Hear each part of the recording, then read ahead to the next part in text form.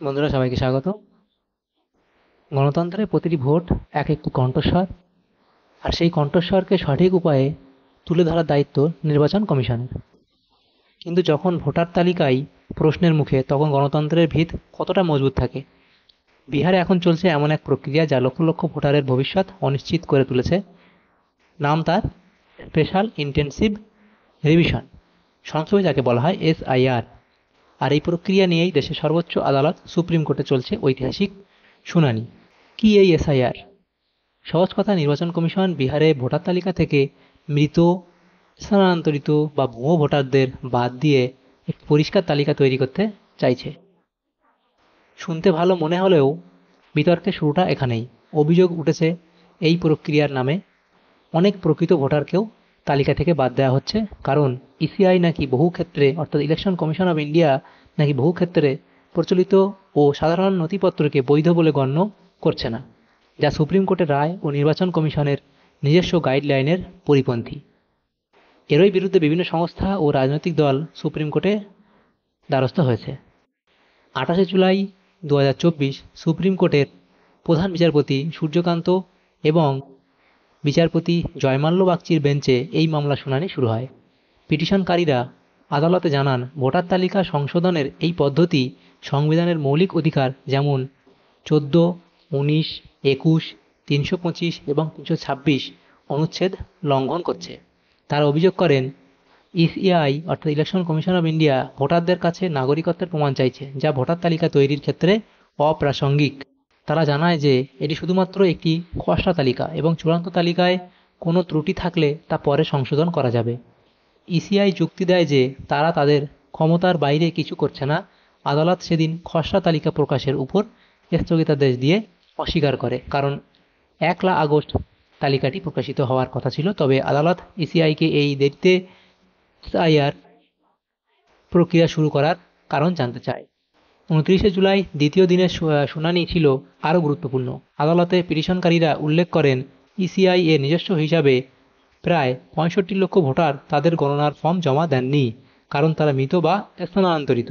এই বিশাল সংখ্যক মানুষ ভোটার তালিকা থেকে বাদ পড়তে পারেন, এই আশঙ্কা প্রকাশ করা হয়। এখানেই সুপ্রিম কোর্ট তার কড়া বার্তা দেয়। আদালত স্পষ্ট ভাষায় জানায়, যদি ব্যাপক সংখ্যক মানুষ তালিকা থেকে বাদ পড়েন, আমরা অবশ্যই হস্তক্ষেপ করব। আদালত ইসিআইকে মনে করিয়ে দেয় যে আধার কার্ড এবং ভোটার আইডি কার্ডকে পরিচয় প্রমাণের জন্য অবশ্যই গ্রহণ করতে হবে। আদালত পরিষ্কার করে দেয় যে এই নথিগুলি কেবল পরিচয়ের জন্য, নাগরিকত্বের প্রমাণ হিসেবে নয়। ইসিআইকে নিশ্চিত করতে বলা হয় যেন এই প্রক্রিয়া সংবিধানের কোনো নির্দেশ লঙ্ঘন না করে। আদালত এই মামলার পরবর্তী শুনানির জন্য 12 ও 13 আগস্ট তারিখ ধার্য করে। সুপ্রিম কোর্টের এই রায়, বিশেষ করে 29শে জুলাইয়ের মন্তব্য, বিহারের লক্ষ লক্ষ মানুষের জন্য এক বড় স্বস্তি নিয়ে আসে। আদালত নির্বাচন কমিশনকে স্পষ্ট বার্তা দিয়েছে যে তালিকা পরিষ্কার করতে গিয়ে যেন কোনো যোগ্য ভোটারকে বাতিল করা না হয়। এটি গণতন্ত্রের সুরক্ষার জন্য এক মাইলফলক রায়। এই রায়ের পর ইসিআইকে তাদের প্রক্রিয়া আরও সতর্কভাবে পরিচালনা করতে হবে। মানুষের অভিযোগগুলি গুরুত্ব সহকারে শুনতে হবে এবং নিশ্চিত করতে হবে যেন ভুলবশত কেউ ভোটাধিকার না হারান। গণতন্ত্রের প্রতিটি নাগরিকের ভোটাধিকার পবিত্র। সুপ্রিম কোর্ট এই পবিত্র অধিকার রক্ষার জন্য এক গুরুত্বপূর্ণ পদক্ষেপ নিয়েছে। 12 ও 13 আগস্টের পরবর্তী শুনানি এই বিতর্কের কি মোড় নেয় সেটাই এখন দেখার বিষয়। তবে এই রায় কথা স্পষ্ট করে দিয়েছে, দেশের সর্বোচ্চ আদালত সর্বদা সাধারণ মানুষের অধিকার রক্ষায় বদ্ধপরিকর। SIR প্রক্রিয়ায় এক গুরুত্বপূর্ণ অংশ হলো তথ্য যাচাই। ইসিআই 11টি নথির যে নির্দিষ্ট নথির কথা বলেছে, যা ভোটারের পরিচয় ও ঠিকানা প্রমাণের জন্য ব্যবহৃত হবে।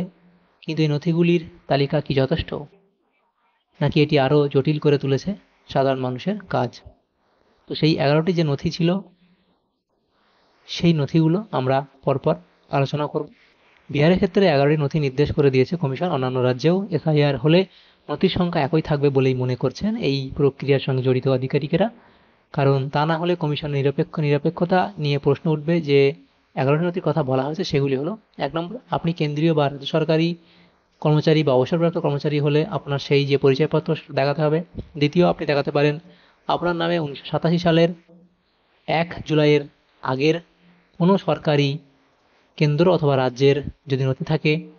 ব্যাংক, পোস্ট অফিস, LIC নথিও গ্রাহ্য হবে। তৃতীয় হচ্ছে জন্মের শংসাপত্র। 4 হতে পারে আপনার বৈধ পাসপোর্ট। 5, আপনি দেখাতে পারেন যে কোনো বোর্ড বা বিশ্ববিদ্যালয় থেকে পাওয়া শিক্ষা সংক্রান্ত শংসাপত্র যেখানে জন্মের সাল এবং তারিখের উল্লেখ রয়েছে। 6 নম্বর ডকুমেন্টস হিসেবে আপনি দেখাতে পারেন সংশ্লিষ্ট এলাকায় স্থায়ী বসবাসকারীর শংসাপত্র।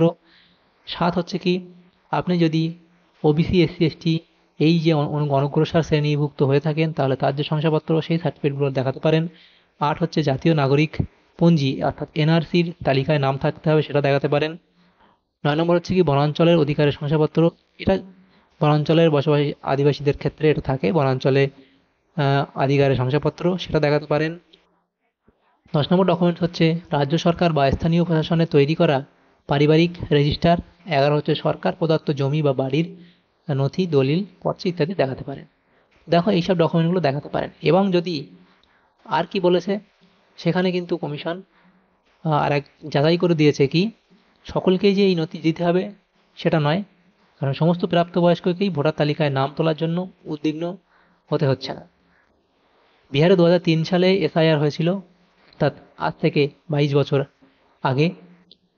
তার ভিত্তিতে তৈরি হয়েছিল ভোটার তালিকা। কমিশন জানিয়েছে বিহারের ক্ষেত্রে 2003 সালে জানুয়ারি মাসে প্রকাশিত ভোটার তালিকায় যাদের নাম ছিল তাদের নাম থাকবে, অর্থাৎ নিবিড় সমীক্ষা করা হচ্ছে তারপর থেকে শেষ দফা পর্যন্ত যাদের নাম উঠেছে সেই 22 বছরের সময়কাল ধরে।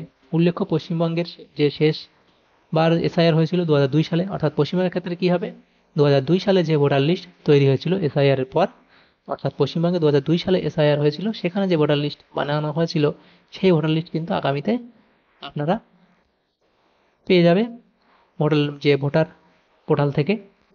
কিছুদিনের মধ্যেই কিন্তু কিছু কিছু জেলার দিয়ে দেওয়া হয়েছে ভোটার লিস্ট। ওয়েস্ট বেঙ্গলে 11টি জেলার সম্ভবত এই ভিডিও রেকর্ডিং করার আগে অবধি 11টি জেলার ভোটার লিস্ট দিয়ে দেওয়া হয়েছে 2002 সালে। সেখানে আপনি দেখে নেবেন আপনার নাম আছে কিনা বা আপনার ফ্যামিলি কারোর নাম আছে কিনা। সেখানে যদি আপনাদের নাম থেকে থাকে তাহলে আপনাদের কোনো রকম কোনো ডকুমেন্টস দেখানোর দরকার নেই, অর্থাৎ আপনারা অযথা ঘাবড়াবেন না। এই যে 2002 সালের নথিটা আগে আসুক, সেখান থেকে দেখে নেবেন। 11টি জেলার দিয়ে দেওয়া হয়েছে এবং বাকি জেলাগুলো খুব শীঘ্রই ইলেকশন কমিশন অফ ইন্ডিয়া ওয়েবসাইটে দিয়ে দেবে। পশ্চিমবঙ্গে যে 2002 এর এসআইআর এর যে ভোটার লিস্ট সেটা দিয়ে দেবে, সেখান থেকে আপনাদের নাম দেখে নেবেন। সেখানে যদি আপনাদের নাম থেকে থাকে আপনাদের এই এসআইআর নিয়ে চিন্তিত হওয়ার কোনো কারণ নেই, কারণ সেখানে নাম থাকলেই আপনাদের নাম এবারেও যে এসআইআর হচ্ছে সেখানে থাকবে। তো এই যে 11টি ডকুমেন্টসের কথা আমরা বললাম সেই ডকুমেন্টগুলো আপনারা আপনাদের যেগুলো আছে, যেগুলো সম্ভব সেগুলো আপনারা জোগাড় করে রাখার চেষ্টা করবেন। এবং ওয়েস্ট বেঙ্গলের যে ভোটার লিস্ট দেওয়া হচ্ছে 2002 সালের এসআইআর এর পরে যে ভোটার লিস্ট তৈরি হয়েছিল সেই ভোটার লিস্টগুলো কিন্তু আস্তে আস্তে ইলেকশন কমিশন অফ ইন্ডিয়া তাদের কিন্তু ওয়েবসাইটে আপডেট করতে আছে। তো এখনো অবধি 11টা যে জেলা, ওয়েস্ট বেঙ্গলের 11টি জেলার 2002 সালের এসআইআর এর ভোটার লিস্ট আপলোড করা হয়েছে এবং পরবর্তীতে সেগুলো আপলোড বাকিগুলোও হয়ে যাবে। তো সেটা কিভাবে ডাউনলোড করবেন বা সেই যে ভোটার লিস্ট কীভাবে দেখবে, তো আমি আই বাটনে একটা ভিডিও লিঙ্ক দিয়ে রেখেছি, আমার চ্যানেলেই আপলোড করা আছে সেই ভিডিওটি, সেখান থেকেও দেখতে পারো অথবা প্লেলিস্ট থেকে দেখতে পারো অথবা আই বাটনে দেওয়া আছে সেখান থেকে দেখে নেবে। আজকে যে বিষয়গুলো আলোচনা করলাম এই বিষয়ে আপনার কি মতামত কমেন্ট করে জানান। ভিডিও ভালো লাগলে অবশ্যই লাইক করবেন এবং শেয়ার করতে ভুলবেন না। ধন্যবাদ।